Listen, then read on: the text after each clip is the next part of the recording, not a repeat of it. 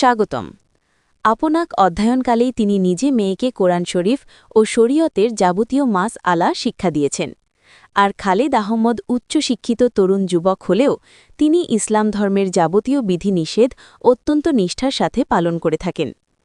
Khaled Ahmad MA পাশ করার সঙ্গে সঙ্গেই নিজ গ্রাম রসুলপুর থেকে ৬-৭ মাইল দূরে অবস্থিত মাহমুদপুর উচ্চ বিদ্যালয়ের সহকারী প্রধান শিক্ষকের পদে যোগদান করে শিক্ষকতা করতে থাকেন এবং কয়েকটি কলেজে অধ্যাপকের পদের জন্য দরখাস্ত করেন। ঠিক সেই উচ্চ বিদ্যালয়েরই ১০ম শ্রেণীর ছাত্রী ছিল তখন খাদিজা খাতুন। শিক্ষকের পদে প্রথম যোগদান করতে যেয়ে প্রথম দিনই খালেদ আহম্মদের সাথে খাদিজা খাতুনের প্রথম সাক্ষাৎ ও পরিচয় হয়। খালেদ আহম্মদ মাত্র ৬ মাস মাহমুদপুর উচ্চ বিদ্যালয়ের শিক্ষকতা করার পরে সৌভাগ্যক্রমে ঢাকার একটি সরকারি কলেজে অধ্যাপকের পদ লাভ করেছেন। জামাতার প্রতি শ্বশুরের উপদেশ। বিয়ের পর জামাতাকে অন্দরমহলে এনে যথারীতি দুধ পান করান ও ক্ষীর খাওয়ানো হল।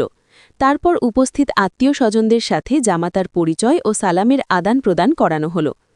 তারপর খাদিজার পিতা আলী আশরাফ সাহেব স্বীয় কন্যা ও জামাতাকে হাত ধরে জামাতার ডান হাতের ওপরে কন্যার হাত স্থাপন করে জামাতাকে বললেন, বাবা খালেদ, আল্লাহর উপরে নির্ভর করে আজ আমার নয়নের মণি ও কলিজার টুকরো খাদিজাকে তোমার হাতে সমর্পণ করলাম।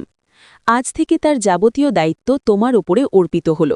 সংসার ক্ষেত্রে সে নিতান্তই অনভিজ্ঞ, কাজেই পদে পদে তার ভুল ত্রুটি হওয়াই স্বাভাবিক। আমি আশা করি তুমি নিজ গুণে তার ত্রুটি বিচ্যুতি ক্ষমাসুন্দর চোখে দেখবে এবং তার যেসব ভুল ত্রুটি দেখতে পারে তা সংশোধন করে নেবে।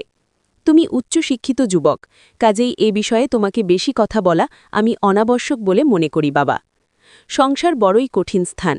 এখানে চলার পথে তোমাকে বহু ভাবনা চিন্তা, অভাব অভিযোগ, দুঃখ কষ্ট ও নানা প্রকার কঠিন সমস্যার সম্মুখীন হতে হবে।